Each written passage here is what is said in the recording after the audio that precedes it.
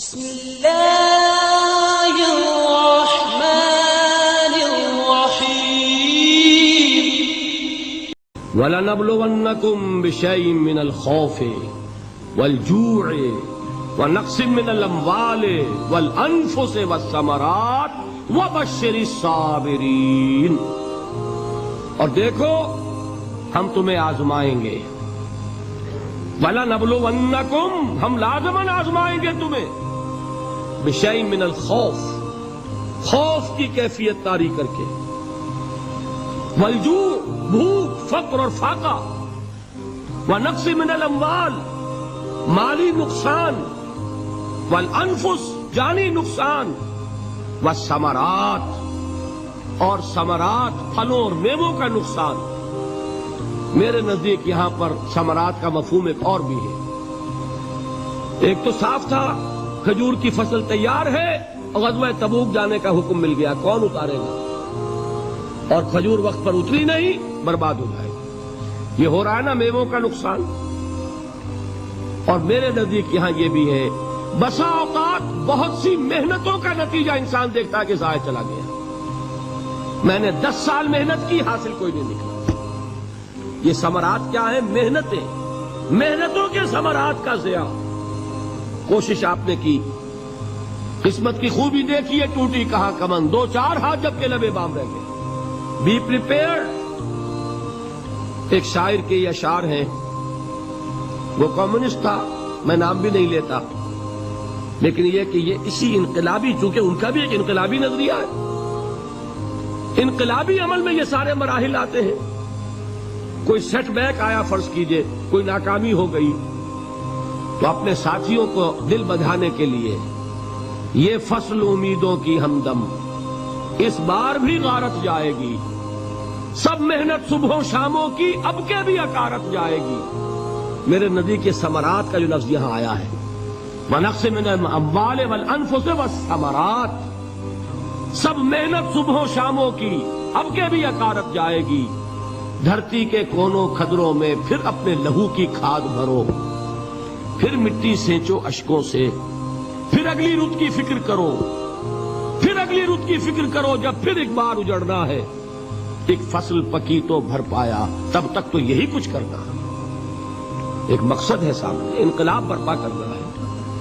ایک کوشش ناکام ہو جائے کوئی پرواہ نہیں، نیکسٹ، پھر تیار رہو ناکامی کے لیے۔ ایسا نہ ہو جو انگریزی میں کہتے ہیں hope for the best but be prepared for the worst. ایسا نہ ہو کہ دوسری مرتبہ ناکام ہو کے بددل ہو جاؤ، تمہاری ہمتیں جواب دے جائیں، نہیں، پہلے سے تیار رہو کہ دوسری مرتبہ بھی ناکامی آئے تو آئے، لیکن جب تک کہ کامیابی حاصل نہیں ہوتی ہمیں یہ کام کیے چلے۔ دیکھیے سیرت میں آیا کہ نہیں یہ واقعہ؟ بدر میں مسلمانوں کو فتح ہوئی تو احد میں زک پہنچی کہ نہیں؟ 70 صحابہ شہید ہوئے کہ نہیں؟ اگر ان کی ہمتیں جواب دے جاتی تو گاڑی کیسے چلتی آگے؟ تو فرمایا وَلَنَبْلُوَنَّكُمْ بِشَيْءٍ مِّنَ الْخَوْفِ وَالْجُوعِ وَنَقْصٍ مِّنَ الْأَمْوَالِ وَالْأَنفُسِ وَالثَّمَرَاتِ، ہم تمہیں لازماً آزمائیں گے، خوف کی کیفیت سے، فقر و فاقے کی کیفیت سے، بھوک سے، جان کے نقصان سے، مال کے نقصان سے، محنتوں کے حاصل کے ضائع ہو جانے سے۔ وَبَشِّرِ الصَّابِرِينَ، اور اے نبی بشارت دیجئے صبر کرنے والوں، الَّذِينَ إِذَا أَصَابَتْهُمْ مُصِيبَةٌ، وہ کہ جب ان پر کوئی تکلیف آئے، کوئی مصیبت آئے، کوئی آزمائش آئے، قَالُوا إِنَّا لِلَّهِ وَإِنَّا إِلَيْهِ رَاجِعُونَ، وہ یہ کہیں کہ ہم اللہ ہی کے ہیں، اللہ ہی کی طرف لوٹ جانا ہے۔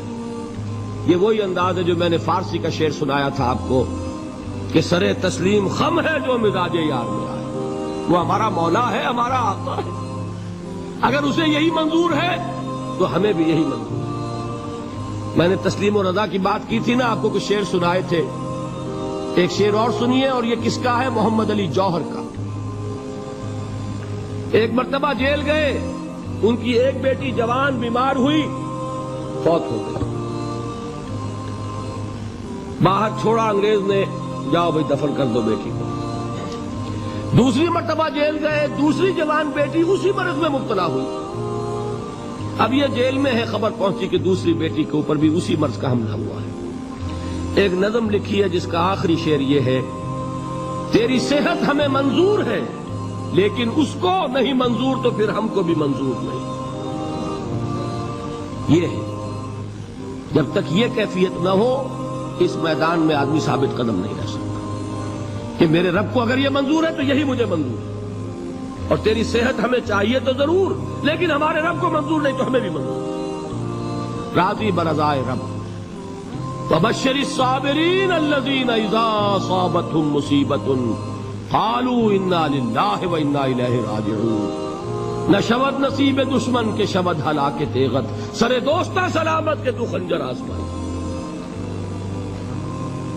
اولئک علیہم صلوات من ربہم ورحمہ، یہی ہے وہ لوگ جن پر ان کے رب کی طرف سے عنایتیں ہیں اور رحمتیں ہیں۔ وَأُولَٰئِكَ هُمُ الْمُهْتَدُونَ، اور یہی ہے وہ لوگ جو کامیاب ہونے والے ہیں، ہدایت پانے والے، ہدایت یافتہ۔